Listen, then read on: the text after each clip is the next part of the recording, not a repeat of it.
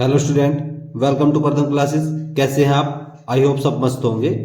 आज हम पढ़ेंगे, ये आपका क्लास 10th मैथ अनसोल्ड चल रहा है। 2020 का पेपर है, पेपर सेट 3 है, 822 MY। इस सेट के हम 5 क्वेश्चन कर चुके हैं। आज हम क्वेश्चन नंबर 6 से स्टार्ट करेंगे। देखिए क्वेश्चन नंबर 6 का क्या बोल रहा है। एक नाव की स्थिर जल में चाल 8 किलोमीटर प्रति घंटा है। यह धारा की दिशा में 22 किलोमीटर और धारा की विपरीत दिशा में 15 किलोमीटर 5 घंटे में जा सकती है। धारा की चाल ज्ञात कीजिए। देखिए हम इसको किस तरह करेंगे, तो करेंगे भाई, इसमें सोल्व करिए। इसको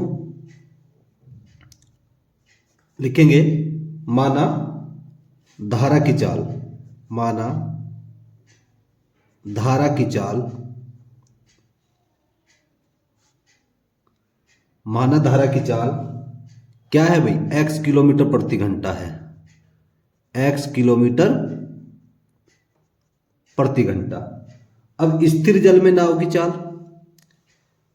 स्थिर जल में नाव की चाल हो जाएगी, स्थिर जल में नाव की चाल, यह ना स्थिर जल में नाव की चाल 8 किलोमीटर प्रति घंटा है। स्थिर जल में नाव की चाल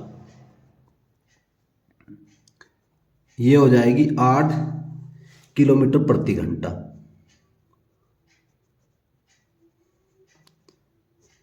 स्थिर जल में नाव की चाल 8 किलोमीटर प्रति घंटा। अब धारा की दिशा में नाव की चाल, यहां लिखेंगे धारा की दिशा में, धारा की दिशा में नाव की चाल, धारा की दिशा में नाव की चाल, धारा की दिशा में नाव की चाल हो जाएगी 8 + x किलोमीटर प्रति घंटा, किलोमीटर प्रति घंटा। अब धारा की विपरीत दिशा में नाव की चाल, यह लिखेंगे धारा की विपरीत दिशा में, धारा की विपरीत दिशा में नाव की चाल, धारा की विपरीत दिशा में नाव की चाल ये हो जाएगी आपकी 8 - x किलोमीटर प्रति घंटा। अगर धारा मतलब नाव जो है धारा की दिशा में बहती है तो क्या करेंगे, प्लस हो जाएगा, और धारा की विपरीत दिशा में होगा तो 8 में से ये चाल घट जाएगी, तो 8 किलोमीटर प्रति घंटा। ठीक है। अब यहां लिखेंगे धारा की दिशा में 22 किलोमीटर जाने में लगा समय, तो यहां लिखेंगे धारा की दिशा में, धारा की दिशा में 22 किलोमीटर जाने में लगा समय, लगा समय ये हो जाएगा भाई 22/8 + x घंटे। अब धारा की विपरीत दिशा में, धारा की विपरीत दिशा में, धारा की विपरीत दिशा में, धारा की विपरीत दिशा में अब कितना है, धारा की विपरीत दिशा में 22 किलोमीटर की दूरी, सॉरी 15 है भाई, सॉरी धारा की विपरीत दिशा में 15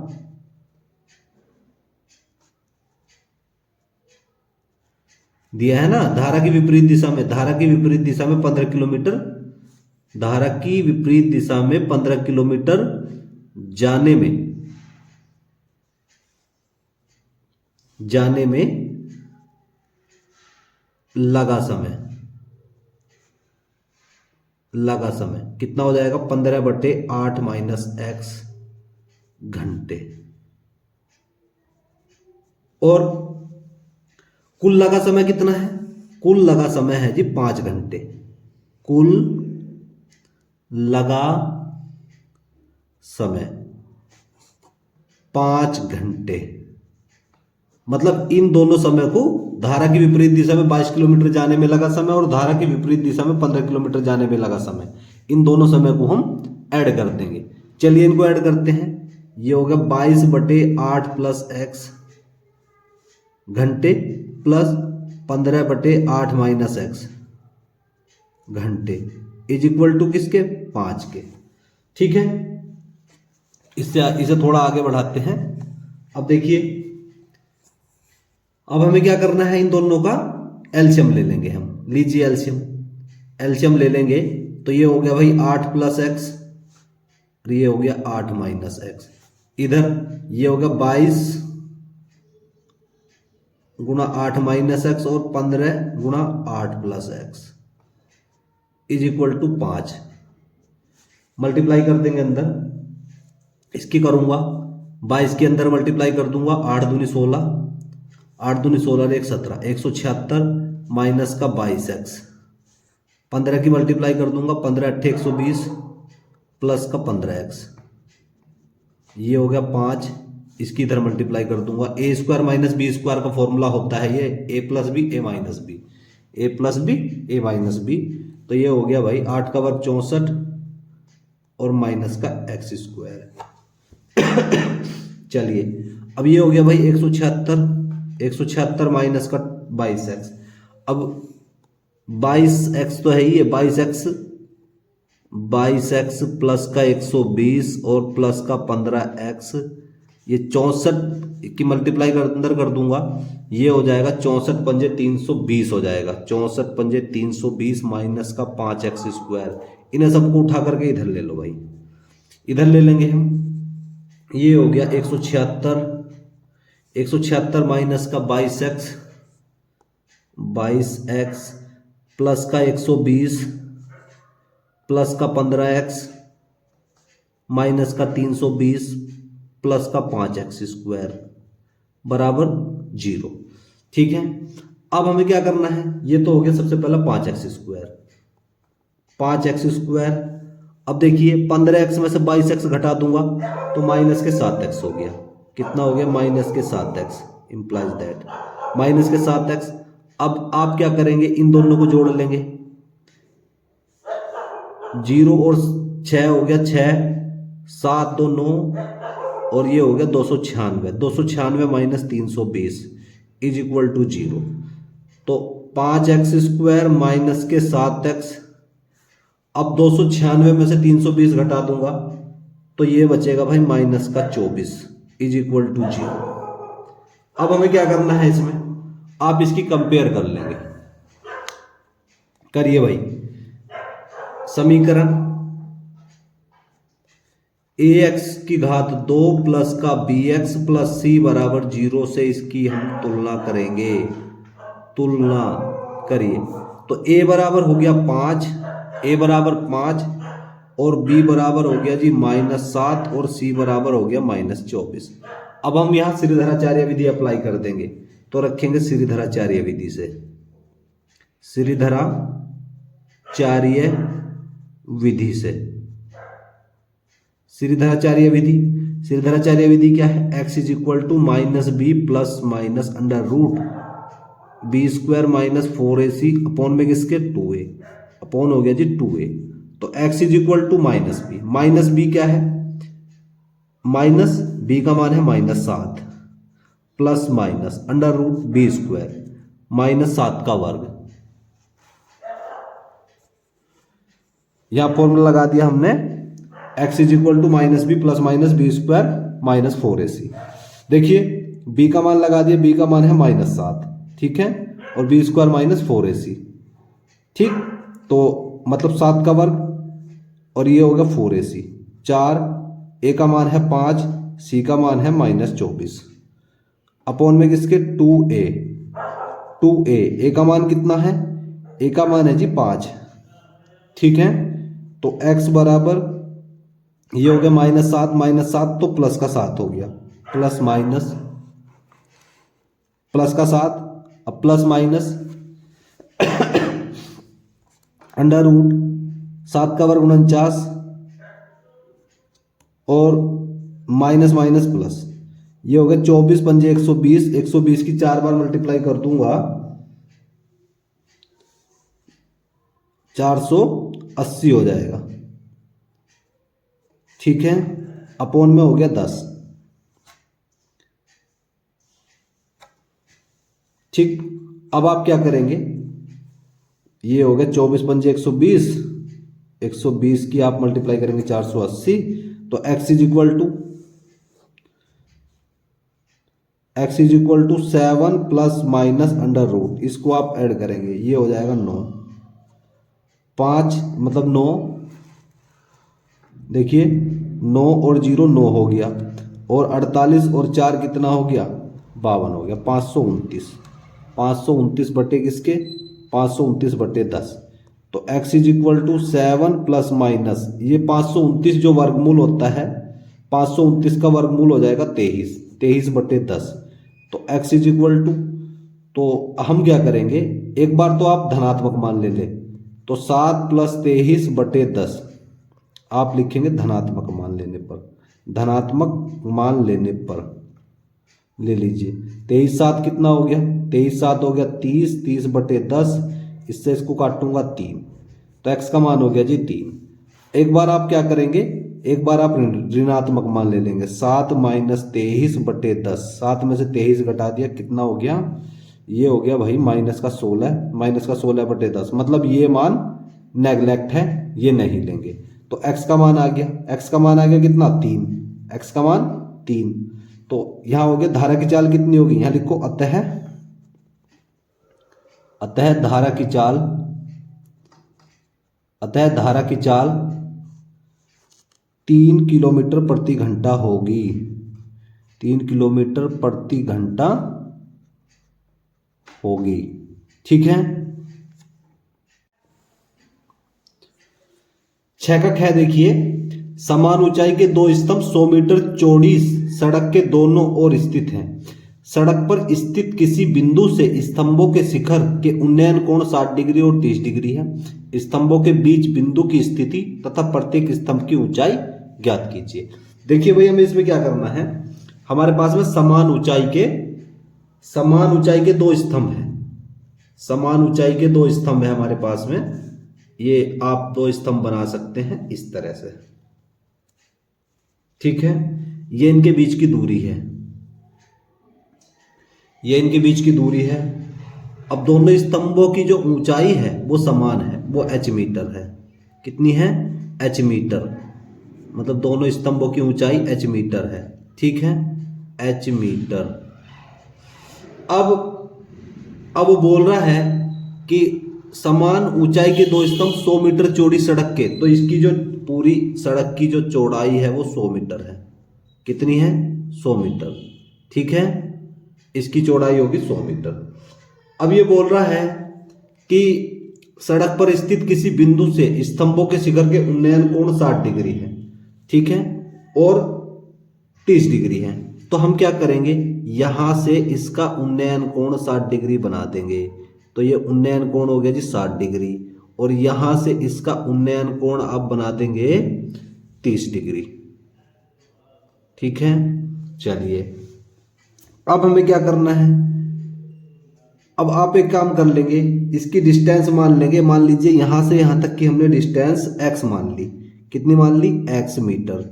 जब ये डिस्टेंस हमने x मीटर मान ली तो इससे आगे की डिस्टेंस 100 माइनस x मीटर हो जाएगी। इससे आगे की डिस्टेंस कितनी हो जाएगी, 100 माइनस x मीटर, ठीक है। आप मान लीजिए ये a है, ये b है, ये c है, ये d है, ये कोई बिंदु हमने ले लिया e, ठीक है। तो अब हमें क्या करना है, तो हमारे पास में चित्र दोबारा समझ लीजिए, ए बी और सी डी दो स्तंभ हैं जिसकी ऊंचाई समान है, मतलब दोनों की ऊंचाई हमने h मीटर मान ली। कितनी मान ली, h मीटर। चलिए अब सड़क पर स्थित किसी बिंदु से स्तंभों के शिखर के उन्नयन कोण 60 डिग्री और 30 डिग्री है, 60 डिग्री और 30 डिग्री बना लिए। इनके बीच की जो मतलब समान ऊंचाई के दो स्तंभों के 100 मीटर, मतलब इनके बीच की जो सड़क की चौड़ाई है वो 100 मीटर है, ठीक है। अब हमने क्या किया, ये वाली डिस्टेंस है x मीटर मान ली, ये मान ली 100 माइनस x मीटर। तो हमें इसमें क्या निकालनी है, स्तंभों के बीच की दूरी, स्तंभों के बीच की दूरी, बिंदु की स्थिति तथा प्रत्येक स्तंभ की ऊंचाई, इनकी ऊंचाई निकालनी है। तो अब हम क्या करेंगे, आप करेंगे, देखिए आपके पास में त्रिभुज बना है, त्रिभुज ए बी ई में, तो यहां लिखेंगे समकोण त्रिभुज, समकोण त्रिभुज ए बी ई में, समकोण त्रिभुज ए बी ई में आप लिखेंगे, देखिए tan थीटा होता है लंब बटे आधार, लंब बटे आधार का मतलब tan 60, tan 60 बराबर किसके, h अपॉन हो गया जी x, h upon x, tan 60 का मान √3 अपॉन x। आप क्या करेंगे, x की इधर मल्टीप्लाई कर देंगे तो √3x इज इक्वल टू किसके, h। ये होगी समीकरण नंबर फर्स्ट, समीकरण नंबर फर्स्ट।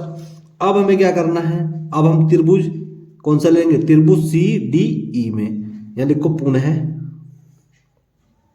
समकोण त्रिभुज, पुनः समकोण त्रिभुज सी डी ई में, सी डी ई में चलिए लिखिए क्या, tan 30 बराबर लंब बटे आधार, ये हो गया h अपॉन 100 माइनस x। अब tan 30 का मान कितना, 1 अपॉन √3, ये हो गया h अपॉन 100 माइनस x। ठीक, इसकी कैची गुना करो, इसकी इधर इसकी इधर, तो 100 minus x is equal to √3h, √3h हो गया। अब हमें क्या करना है, h का मान, ये इक्वेशन सेकंड होगी आपकी, इक्वेशन सेकंड। तो आप यहां क्या करेंगे, h बराबर √3x रखने पर, h बराबर √3x रखने पर, कहां से, समीकरण फर्स्ट से हमने ले लिया, ये है ना h बराबर √3x।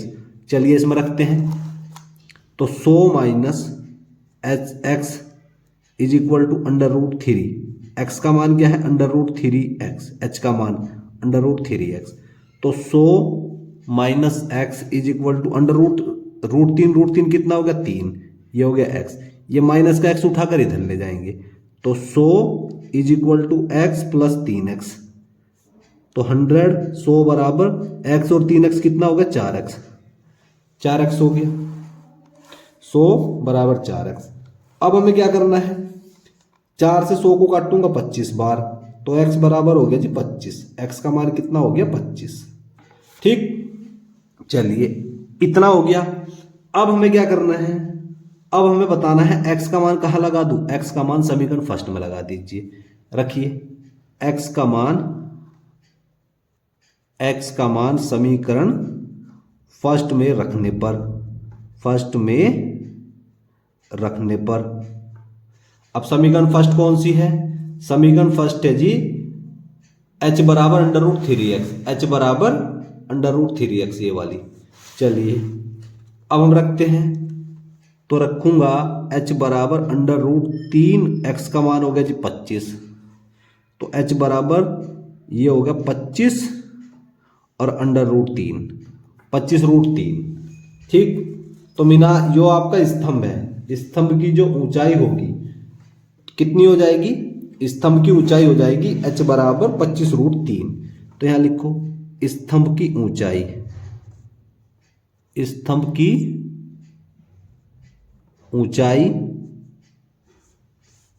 h बराबर 25√3 मीटर।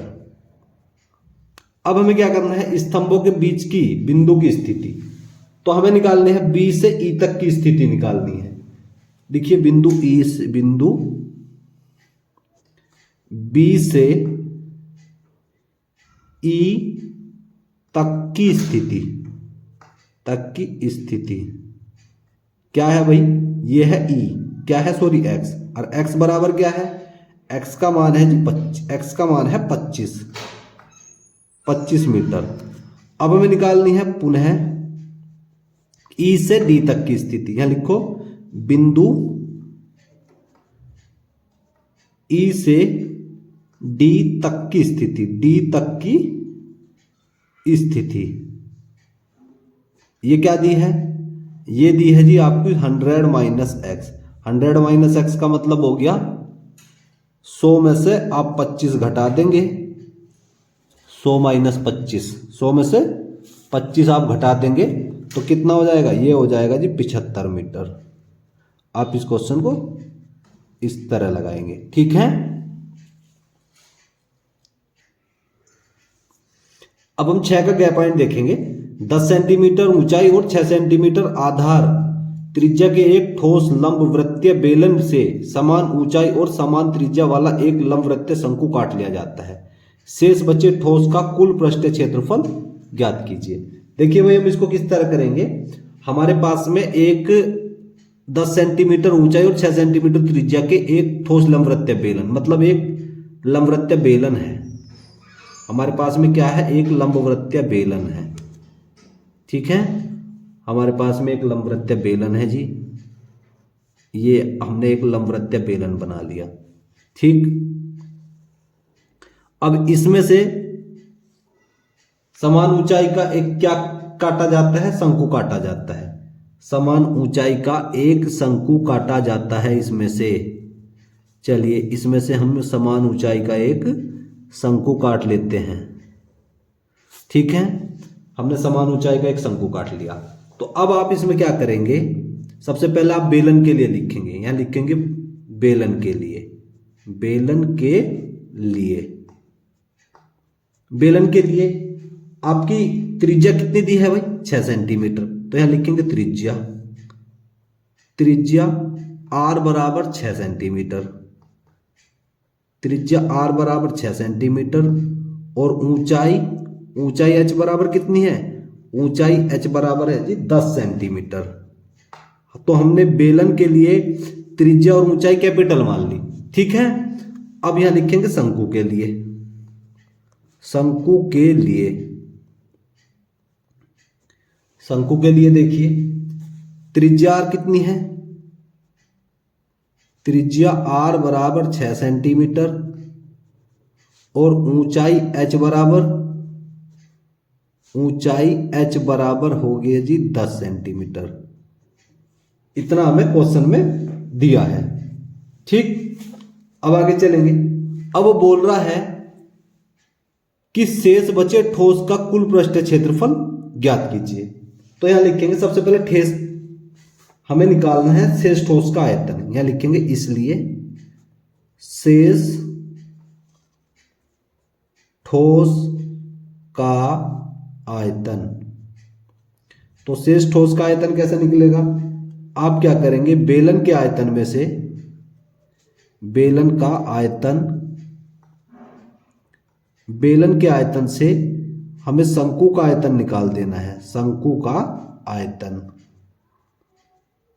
ठीक है, अब बेलन का आयतन क्या होता है, वो होता है पाई r स्क्वायर h। शंकु का आयतन कितना होता है, 1/3 पाई r स्क्वायर h।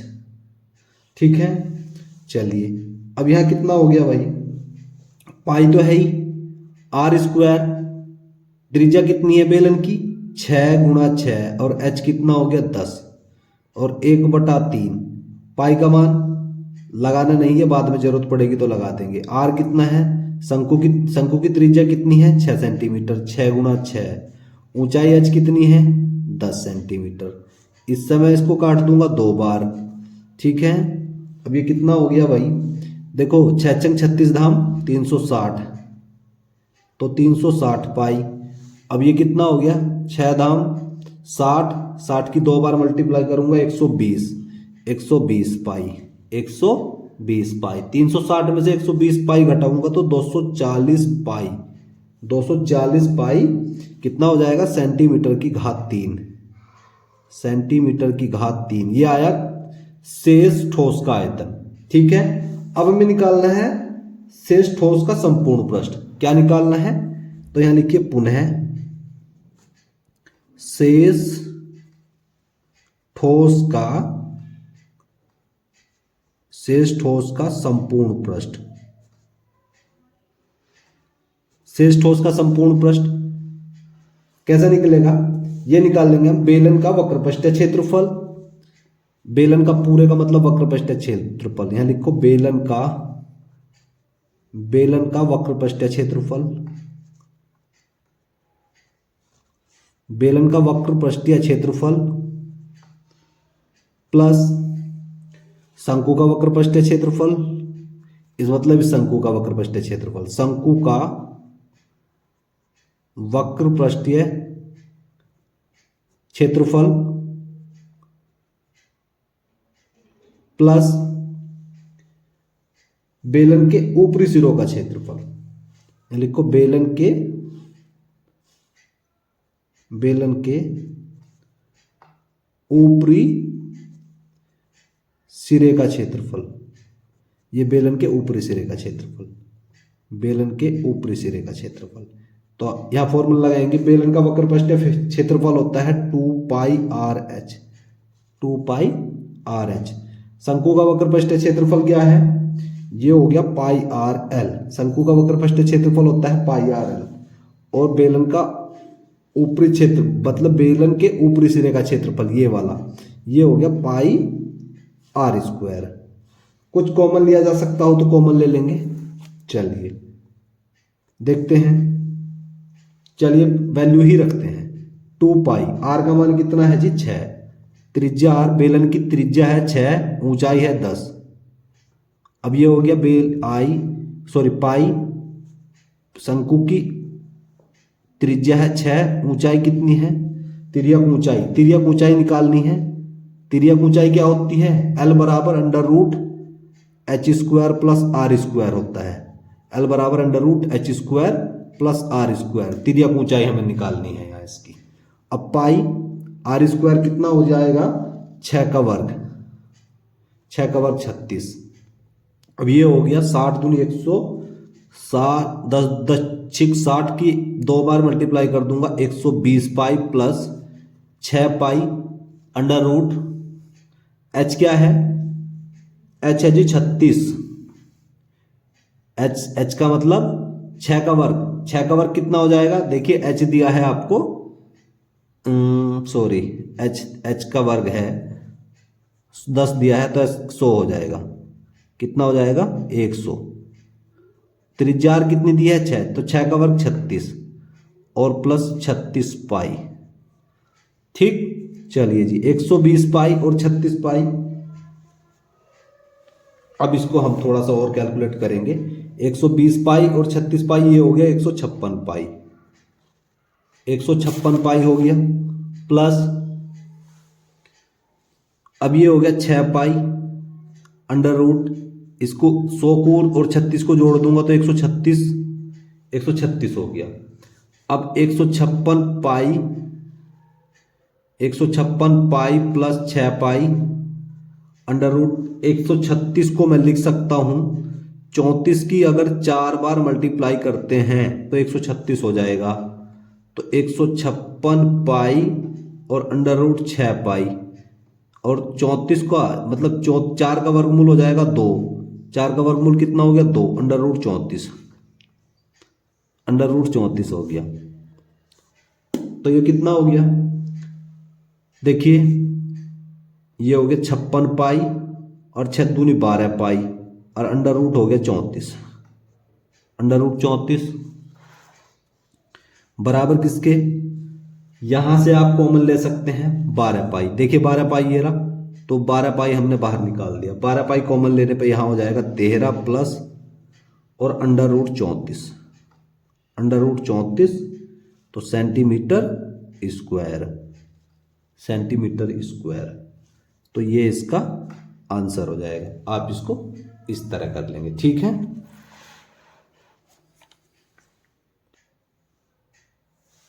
अब हम 6 का गह पॉइंट देखेंगे। निम्नलिखित आंकड़ों के लिए अधिक प्रकार की विधि द्वारा संचयी बारंबारता वक्र खींचिए। देखिए बात मान दिया है और बारंबारता दी है। देखिए भाई हम इसको किस तरह सॉल्व करेंगे। चलिए सबसे पहला आपको दिया है मान, क्या दिया है मान दिया है आपको कितना, ये दिया है 0 से 5, 5 से 10 और क्या है 10 से 15, 15 से 20, 15 से 20 और 20 से 25, 20 से 25 और 25 से 30, 25 से 30, ठीक है। ये आपको मान दिया है। इससे आगे देखिए भाई क्या दिया है, आगे दिया है बारंबारता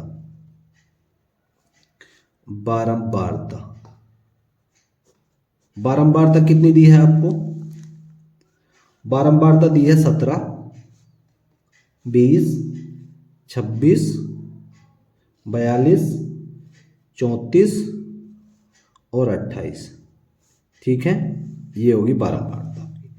अब ये कह रहा से अधिक, अब आप क्या करेंगे, से अधिक तो लिखेंगे से अधिक, मतलब कितने से अधिक, से अधिक। इतना क्वेश्चन आपको दिया है, मान और बारंबारता, इससे आगे हम इसको बढ़ा देंगे। से अधिक कितना दिया है, 0 से 5 दिया है, 0 से 5 मतलब 0, 0 से 5, 5 से 10, 10 से 15, 15 से 20, 20 से 25। ठीक, अब हमें निकालनी है संचयी बारंबारता। क्या निकालनी है, संचयी बारंबारता। तो संचयी बारंबारता हम इसकी निकाल लेंगे, संचयी बारंबारता। देखिए, इन सबको ऐड करने के बाद में जो आपकी बारंबारताएं हैं, इन सबको ऐड करने के बाद में 167 आया था। कितना आया था, 167। इन सबको ऐड करने पे कितना आया था, 167। अब हमें क्या करना है, 167 में से ये 17 घटा देंगे। 167 में से 17 घटाने पे कितना बचेगा, 150 बचेगा। अब 150 में से 120 घटा दूंगा, ये सॉरी 150 में से 20 घटा दूंगा तो कितना हो जाएगा, 130। 130 में से 26 घटा दूंगा तो कितना बचेगा, ये बचेगा जी 104। अब 104 में से मैं 42 घटा दूंगा तो कितना बचेगा, 62 बचेगा। अब 62 में से मैं 34 घटा दूंगा तो कितना बचेगा, 28। तो ये आ गया ना 28 बराबर 28। ठीक है, चलिए अब हमें क्या करना है, अब हमें इसका ग्राफ बनाना है। अब हमें इसका ग्राफ बनाना है, ग्राफ मतलब आलेख इसका खींचना है हमें। ठीक है, देखिए भाई हम क्या करते हैं, हमारे पास में आप अक्ष बना लेंगे, रखेंगे। एक तो बना लेंगे आप एक्स अक्ष, क्या रखेंगे, एक्स अक्ष। ये होगी आपकी एक्स एक्स डैश। एक बना लेंगे आप वाई वाई डैश। एक बना लिया आपने वाई और वाई डैश, वाई और वाई डैश। ठीक है, चलिए भाई अब हमें क्या करना है, अब हम जो हमारे मान दिए हैं वो दिए हैं 0 से 5, मतलब मूल बिंदु यहाँ 0 0 होता है, मूल बिंदु के निर्देशांक 0 0 होते हैं, तो ये हो गया 0। ठीक है, तो आप इस तरह से थोड़ा समान दूरी बना करके 5, 5 के बाद में ये रखेंगे 10, 10 के बाद में 15, 15 के बाद में कितना, 20, 20 के बाद में 25, मतलब 5 5 के अंतराल से खाने समान दूरी बना करके रख लिए। अब क्या करेंगे, देखिए ये आपके दिए हैं, अब मैं इसमें खाने बना लूंगा, इसमें खाने बना लूंगा मैं 20 20 के। तो बनाते हैं, देखिए ये हो गया 20 20, अब यहां रखूंगा 40, यहां हो जाएगा 60, यहां कितना हो जाएगा 80, यहां कितना हो जाएगा 100, यहां हो जाएगा 120, ये हो जाएगा 140, ये कितना हो जाएगा 160, ये हो जाएगा 180, ये हो जाएगा 200। जहां जरूरत पड़ेगी वहां तक हम उसको ले लेंगे। तो सबसे पहले हमें दिया है 0 का मान दिया है, देखिए 0 का मान दिया है 167, तो 0 167 पे लेके चलेंगे। देखो 0 ये रहा, अब 167 कहाँ होगा, 60 और यहां होगा ना, तो यहां रखूंगा मैं, यहां लिखो 0 और 167, यहां हमने पॉइंट बना दिया 0 और 167 का। अब अगला पॉइंट है, अगला पॉइंट दिया है भाई 5 और 150, ये दिया है ना 5 और 150, 5 और 150। तो देखेंगे 5 ये रहा आपका 5, 5 से 150, ये 150 140 और 150 के बीच में होगा। ठीक है, यहां पॉइंट रख दूंगा, तो ये हो जाएगा जी 0 सॉरी 5 और 150। ठीक है, चलिए अगला पॉइंट देखते हैं, आगे क्या है, आगे दिया है 10 और 130। क्या दिया है जी, 10 और 130, तो ये रहा 10 और 130 आएगा 130 120 और 140 के बीच में, मतलब ये यहां आ जाएगा। ठीक है, तो ये हो जाएगा कितना, ये हो जाएगा जी आपका 10 और 130, 10 और 130। अगला पॉइंट क्या है, अगला पॉइंट दिया है 15 और 104। 15 और 104 कहाँ होगा, देखो 15 ये रहा आपका, 104 मतलब 100 के आसपास होगा, ठीक है। ये यहाँ हो जाएगा, यहाँ रखूंगा 15 और 104, ठीक है। 15 और 104 हो गया। अब इसके बाद में अगला पॉइंट है जी 20 और 62, 20 और 62। तो देखेंगे 20 कहाँ होगा, 20 ये रहा, 62 मतलब 60 के आसपास हो जाएगा यहाँ, ठीक है। तो ये हो गया यहाँ, ये हो गया कितना, 20 और 62। अब इसके बाद में अगला पॉइंट है 25 और 28, 25 और 28। तो आप देखिए 25 ये है आपका, यहाँ आपका 25 है, 28 आएगा आपका यहाँ, ठीक। तो ये हो गया जी आपका 25 और 28, ठीक है। इस तरह से आप इसको ग्राफ बना सकते हैं। आप इसको चाहे तो मिला भी सकते हैं, लेकिन इसे मिलाने की कोई ज़रूरत नहीं है, केवल ये पॉइंट हमें दर्शाने थे, ठीक है। आप इसको इस तरह से कर सकते हैं।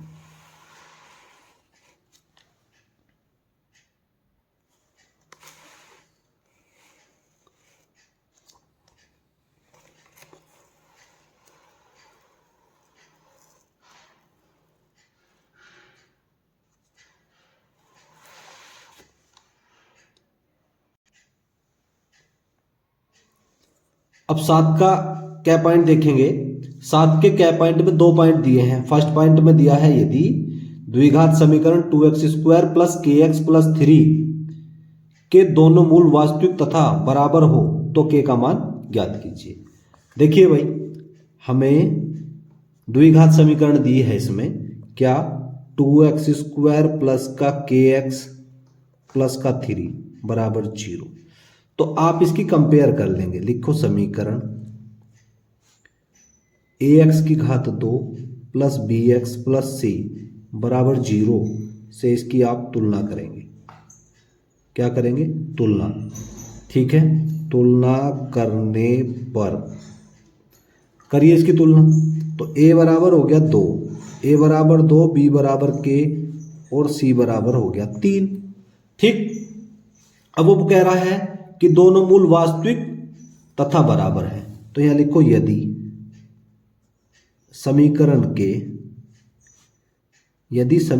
के दोनों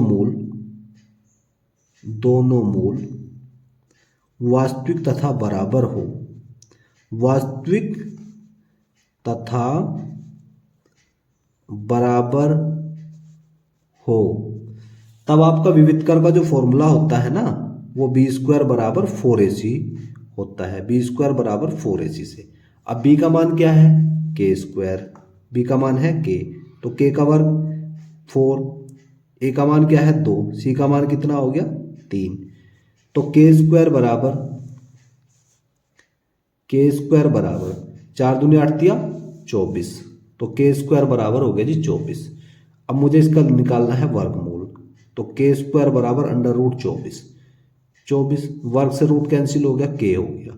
अब 24 को मैं लिखूंगा 4 गुणा 6, तो k बराबर 4 को मैं लिख सकता हूं 2√6, तो k का मान कितना हो गया, k बराबर 2√6। आप इसको इस तरह कर सकते हैं, ठीक है। चलिए भाई, अब हम करेंगे इसका सेकंड पॉइंट। द्विघात समीकरण 2x² माइनस 5x प्लस 3 बराबर 0 को हल कीजिए। देखिए भाई, इसको हम किस तरह से सोल्व करते हैं। दिया है 2x² माइनस के 5x प्लस का 3 बराबर 0, ठीक। देखिए 3 दूनी 6 के ऐसे टुकड़े जिसका योगफल या अंतर 5 हो। तो 2x² माइनस का, तो देखो 3 प्लस 2, 3 और 2 कितना हो गया 5, और 3 दूनी 6, इनका योगफल कितना हो गया 5, 3 और 2 5 और 3 दूनी 6, ठीक। x प्लस 3 बराबर 0। तो 2x² आप x के अंदर मल्टीप्लाई कर दीजिए, तो 3x प्लस का 2x और प्लस 3 बराबर 0। तो ये कितना हो गया 2x² माइनस का 3x, माइनस के अंदर मल्टीप्लाई कर दी, माइनस का 3x माइनस का 2x प्लस 3 बराबर 0। तो अब मुझे यहां से क्या करना है, यहां से देखो x की 2 घातीय एक घातीय, तो मुझे यहां से x बाहर निकाल लेना है। तो 2x माइनस 3, अब मैं यहां से देखो माइनस के 2x प्लस 3, तो यहां से मैं -1 बाहर निकाल दूंगा, तो कितना बचा 2x माइनस 3। तो 2x माइनस 3 ये रहा और 2x माइनस 3 ये रहा, तो इसका मतलब हमारा क्वेश्चन ठीक चल रहा है। तो 2x माइनस 3 और x माइनस 1, अगर मैं 2x minus 2x minus 3 common लूंगा तो x माइनस 1 बचेगा। अब आप इन्हें दोनों को 0 के बराबर रख दो, यदि 2x माइनस 3 बराबर 0 तो 2x बराबर हो गया जी 3, तो x बराबर एक तो हो गया x बराबर 3/2, x का मान एक तो हो गया 3/2। एक बार इसे रख दो, यदि x माइनस 1 बराबर 0 तो x बराबर 1, तो x का मान कितना हो गया जी 1, तो x का मान 1 और 3/2, ये सॉल्यूशन हो जाएगा। अब इसके अथवा में दिया है निम्नलिखित रैखिक समीकरणों को, समीकरण युग्म को रैखिक समीकरणों के युग्म में बदलकर हल कीजिए। देखिए 5/x minus 1 plus 1/y minus 2 बराबर 2 और 6/x minus 1 minus 3/y minus 2 बराबर 1। तो इसको हम देखिए भाई किस तरह से सोल्व करेंगे। मान लीजिए माना x माइनस 1 को हमने मान लिया capital A and y minus 2 को मान लिया हमने कैपिटल B, ठीक है। तो ये हो गया 5/A प्लस 1/B, क्योंकि y माइनस 2 का मान हमने b लिया है बराबर किसके 2 के, ठीक है। इसको मान लिया हमने समीकरण नंबर फर्स्ट। अब पुनः तो 6/A माइनस 3/B और बराबर किसके 1, ये होगी जी सेकंड इक्वेशन। अब हमें इसमें क्या करना है, देखिए ये 5/A है, ये 6/A है, ये 1/B, ये माइनस 3/B। तो हमें इसमें क्या करना है, देखिए ये 1/B है, ये माइनस 3/B है। तो मैं अगर समीकरण फर्स्ट में 3 से गुणा कर लूं, समीकरण फर्स्ट में मैंने 3 से गुणा कर दी, 3 से गुणा करने पे हमारा काम चल जाएगा। तो करिए, ये हो गया 5×3 15/A, ठीक है, समीकरण फर्स्ट में, और ये हो गया 3/B और 3 की 2 में गुणा कर दी, 3 दूनी 6, ये होगी थर्ड। तो अब मुझे सेकंड और थर्ड से हमारा काम चल जाएगा। तो अब समीकरण सेकंड और थर्ड को ऐड कर दो, तो लिखिए समीकरण सेकंड एंड थर्ड को जोड़ दीजिए आप। जोड़ने पर हमें क्या करना है, लेफ्ट हैंड साइड में लेफ्ट हैंड साइड जोड़ देंगे, राइट हैंड साइड में राइट हैंड साइड जोड़ेंगे। तो जोड़िए 6/A माइनस का 3/B प्लस 15/A और प्लस का 3/B is equal to 1 + 6। Left hand side में लेफ्ट हैंड साइड जोड़ी, राइट हैंड साइड में हमने राइट हैंड साइड जोड़ी। माइनस के 3/B से प्लस का 3/B हमने काट दिया। अब देखिए ये हो गया 6/A प्लस 15/A बराबर किसके 6 और 1 कितना हो गया 7। इससे थोड़ा सा आगे चलेंगे और इनका एलसीएम हो गया जी A, तो 15×6 कितना हो गया 21, 21/A इज इक्वल टू 7, ठीक है। अब हम क्या करेंगे, 21/A इज इक्वल टू 7 हो गया, 7 की इधर गुणा कर देंगे, तो 21 बराबर 7 है, 21 बराबर 7 है, 21 बराबर 7 है, 7 या 21 इंप्लाइज दैट A बराबर हो गया 3। A का मान क्या हो गया 3। अब A बराबर किसके माना हमने x माइनस 1 के, A किसके बराबर माना x माइनस 1 के, तो A को हमने x minus 1 is equal to 3, ये माइनस का 3 इधर चला जाएगा, माइनस का 3 इधर जाके सॉरी माइनस का 1, x माइनस 1 बराबर 3, ये माइनस का 1 इधर जाके हो जाएगा प्लस का, तो 3 + 1, तो x का मान हो गया जी 4। x का मान कितना हो गया 4, x का मान हो गया 4। अब हमें y का मान और निकालना, तो y का मान निकालने से पहले हमें जो a का मान है ना, ये a का मान किसी एक इक्वेशन में रखना पड़ेगा। चलिए, तो a का मान मैं सेकंड में रख दूंगा, सेकंड मुझे सबसे इजी लग रही है, या सेकंड में रख लो या थर्ड में रख लो, कोई दिक्कत नहीं है। चलिए रखिए, a का मान समीकरण थर्ड में रख लीजिए। चलिए थर्ड में रखने पर थर्ड है ये 15/a। ए का मान कितना है जी? ए का मान है 3 और 3/b बराबर किसके? 6 के। इससे काट दिया इसको 5 बार, 3 पंजे 15, 3 एकम 3, 3 पंजे 15, तो ये बचा 5। ये वाला 5 उठाकर इधर ले जाओ तो 3/b और 6 - 5, 6 में से 5 घटा दिया कितना हो गया? 1। तो 3/b बराबर किसके? 1 के। तो 3 बराबर हो गया जी b के। 3 किसके बराबर हो गया? b। अब आप b का मान लगा देंगे। 3/b बराबर 1, तो b का मान हम लगा देंगे। b का मान क्या है? 3 = b का मान क्या है आपका? b का मान है y - 2। तो ये माइनस का 2 उठाकर इधर ले आओ तो 3 + 2 बराबर y। तो 3 2 कितना हो गया? 5। तो इंप्लाइज दैट y का मान हो गया जी 5। तो y का मान 5 और x का मान 4। आप इसको इस तरह लगा लेंगे। ठीक है भाई, तो आप इसको एक बार, ये पूरा हो गया, इस तरह से देख ही लीजिए।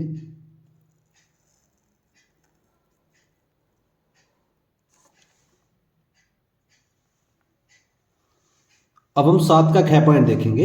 एक समांतर चतुर्भुज ABCD में भुजा AD पर कोई बिंदु E है, ठीक है, तथा BE भुजा CD को बिंदु F पर प्रतिच्छेद करती है जैसा कि चित्र में दर्शाया गया। तो सिद्ध कीजिए कि त्रिभुज ABE समरूप है त्रिभुज CFB के। ठीक है, तो देखिए ये चित्र बनाया है ABCD। देखिए ये जो है BFE, ये वाली लाइन नहीं है, ये वाली है BFE। ठीक, चलिए ये कोई एंगल बना है यहाँ पे। चलिए हम देखिए इसको किस तरह से सोल्व करेंगे। लिखेंगे, सबसे पहले दिया है त्रिभुज ABE, आपको दिया है त्रिभुज ABE। रखेंगे, लिखिए त्रिभुज ABE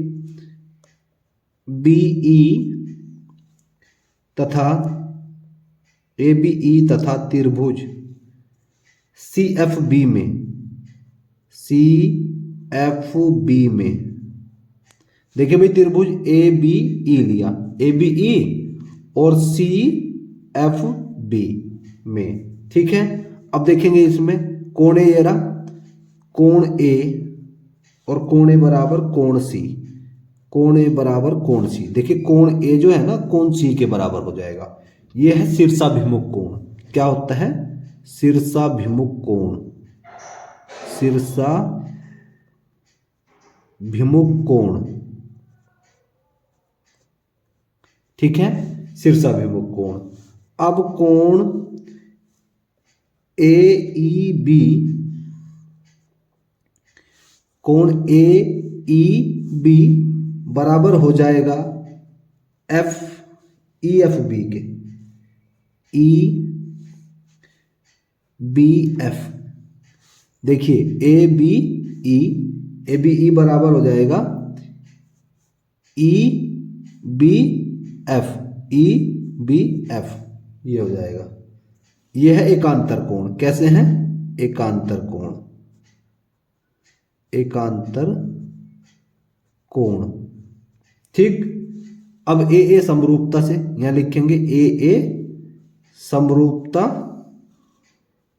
समरूपता के नियम से। जब दो कोई कोण बराबर हैं तो त्रिभुज ABE समरूप है त्रिभुज CFB के। ये बात हमें इसमें सिद्ध करनी थी। ठीक है, अब हम इसका सेकंड पॉइंट देखेंगे। समकोण त्रिभुज ABC में कोण B 90 डिग्री का है। यदि D भुजा BC का मध्य बिंदु है तो सिद्ध कीजिए कि AC² बराबर 4AD² - 3AB²। देखिए भाई हम इसको किस तरह से सोल्व करते हैं। हमारे पास में एक समकोण त्रिभुज है ABC। हमने एक समकोण त्रिभुज बना लिया भाई ABC। क्या है? समकोण त्रिभुज है ABC। समकोण त्रिभुज हमने ले लिया जी ABC, ठीक। अच्छा, अब वो बोल रहा है समकोण त्रिभुज ABC में कोण भी क्या है, समकोण है, मतलब 90 डिग्री का है। कोण भी हमने 90 डिग्री का बोल बना दिया। यदि D भुजा BC का मध्य बिंदु है, ये है ना D भुजा क्या है, D भुजा BC का, ये D है कोई बिंदु D भुजा BC का क्या है, मध्य बिंदु है, ठीक है। अच्छा, तो सिद्ध कीजिए AC स्क्वायर, मतलब AC स्क्वायर बराबर 4AD square minus 3AB square, ये बात हमें सिद्ध करनी है। चलिए देखिए इसमें किस तरह से करेंगे, लिखेंगे त्रिभुज ABD में, देखिए ABD में, त्रिभुज ABD में, तो रखेंगे AD स्क्वायर मतलब कर्ण का वर्ग प्लस लंब का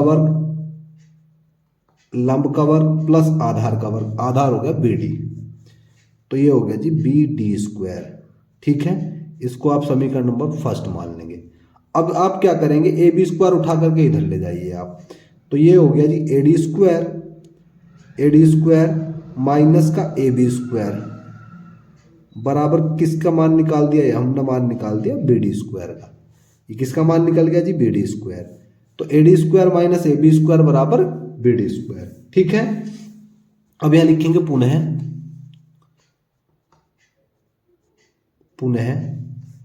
त्रिभुज ABC में, पुनः त्रिभुज ABC में, ये हो गया ABC, पुनः समकोण त्रिभुज ABC में, तो ये लिखेंगे कर्ण का वर्ग AC का स्क्वायर AB का स्क्वायर और प्लस BC का स्क्वायर, अब AC का वर्ग प्लस AB का वर्ग प्लस BC का वर्ग। अब हमें BC का मान निकालना है, तो BC क्या हो जाएगा, देखिए BD और DC ये बराबर है, BD और DC हमारे बराबर है, तो लिखेंगे BD बराबर DC, तो हमें मान निकालना है BC का। तो BC बराबर किसके हो जाएगा, देखो BC बराबर हो जाएगा जी आपका BD और DC, और BC बराबर BD, DC को मैं किसके बराबर लिख सकता हूं, BD के बराबर लिख सकता हूं, तो BC बराबर मैं लिख सकता हूं 2BD, BC बराबर 2BD, ठीक है जी, मैं लिख सकता हूं BC बराबर 2BD, ठीक है। तो BC के स्थान पर मैं 2BD लगा सकता हूं, तो रखेंगे AC की घात 2, AB की घात 2, और BC के स्थान पे मैंने लगा दिया जी 2BD का स्क्वायर, तो AC का वर्ग और ये हो गया AB का वर्ग, 2BD का मान है, 2BD को मैं लिख सकता हूं 4BD स्क्वायर, 2 का वर्ग क्या, तो 4BD स्क्वायर, ठीक। चलिए अब BD का मान देखिए, समीकरण नंबर फर्स्ट से मैं क्या लगा सकता हूं, BD का मान है AD square minus AB square, तो रखिए AC स्क्वायर बराबर AB स्क्वायर, ये हो गया 4, BD स्क्वायर क्या है, BD स्क्वायर का मान है AD स्क्वायर माइनस का AB स्क्वायर, ये कहां से आया, फ्रॉम फर्स्ट, ठीक है, ये फर्स्ट है ना, ये भी आप फर्स्ट ही है। चलिए अब हमें क्या करना है, ये हमने BD स्क्वायर का मान लगा दिया यहां फ्रॉम फर्स्ट से, तो अब ये हो गया AC स्क्वायर AB स्क्वायर, आप मल्टीप्लाई कर देंगे अंदर 4 की, 4AD स्क्वायर और माइनस का 4AB स्क्वायर, ठीक है। तो AC की घात 2, AC की घात 2, अब ये कितना हो गया, देखिए 4AD स्क्वायर, AB स्क्वायर में से 4AB स्क्वायर घटा दूंगा तो कितना हो जाएगा, 3AB स्क्वायर, ठीक है। तो अब मुझे क्या करना था, यही बात हमें इसमें सिद्ध करनी थी, तो AC स्क्वायर बराबर 4AD square minus 3AB square, तो ये हमारा क्वेश्चन पूरा सोल्व हो गया, ठीक है। तो भाई आशा है मतलब ये आशा है आज जितना आपको पूरा पढ़ाया होगा वो समझ आया होगा। तो ये पूरा आज हमारा कंप्लीट हो गया ये सेट। आशा है आज आपको जितना पढ़ाया वो सब समझ आया होगा। यदि मेरे द्वारा पढ़ाने में आपको कोई बेनिफिट हो रहा हो तो प्लीज़ चैनल को लाइक शेयर एंड सब्सक्राइब करें, ताकि हमारी आने वाली वीडियो का नोटिफिकेशन आपको मिलता रहे और आप अपने अच्छे से बोर्ड एग्जाम की तैयारी करते रहे। ठीक है, अब हम आपसे मिलेंगे नेक्स्ट लेक्चर में। तब तक के लिए जय हिंद, जय भारत।